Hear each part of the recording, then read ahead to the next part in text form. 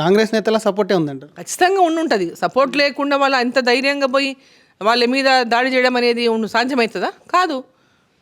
కాబట్టి ఇక్కడ నేనేమంటున్నా అంటే ఇప్పుడు న్యాయం గురించి మాట్లాడుతుండ్రు, నీతి గురించి మాట్లాడుతుండ్రు, హ్యుమానిటీ గురించి మాట్లాడుతుండ్రు.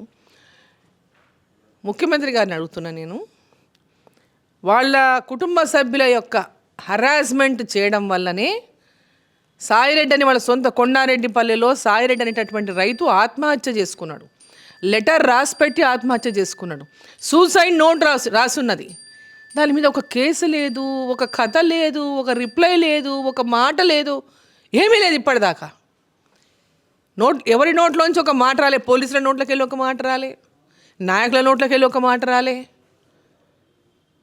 దానికి మానవత్వం అవసరం లేదా? బాటా ఇవ్వకుండా వేధించిందని దాదాపు 70 ఏళ్ల పైన ఉన్నటువంటి వృద్ధుడు ఆ గ్రామానికి సర్పంచ్గా చేసి అనేక సార్లు ఆయన మనోవేదనతోన సూసైడ్ చేసుకుంటున్నా అని సూసైడ్ నోట్ రాసి చనిపోయినప్పుడు మరి ఎక్కడ పోయింది పోలీస్ వ్యవస్థ? ఎక్కడ పోయింది?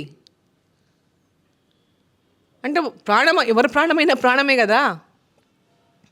అంటే ముఖ్యమంత్రి గారి కుటుంబ సభ్యులు వేధిస్తే అని చనిపోతేనేమో ప్రాబ్లం లేదు, అది కేసులు కావు, కంప్లైంట్లు కావు, కంప్లైంట్ తీసుకోరు, దాని మీద కేసు పెట్టరు.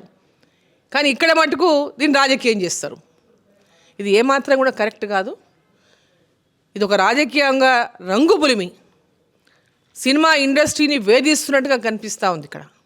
ఇది సరైనది కాదు. తెలంగాణ రాష్ట్రానికి ఇది మంచి తీరు అంటే ఒక మంచి వాతావరణం లేకుండా ఈరోజు ఒక భయానక వాతావరణం ఈ రాష్ట్రంలో ఏర్పడింది. ఒక పక్కనేమో రియల్ ఎస్టేట్ కుదేలైపోయింది, హైడ్రాని తీసుకొచ్చి రియల్ ఎస్టేట్ కుదేలైపోయింది ఒక పక్క.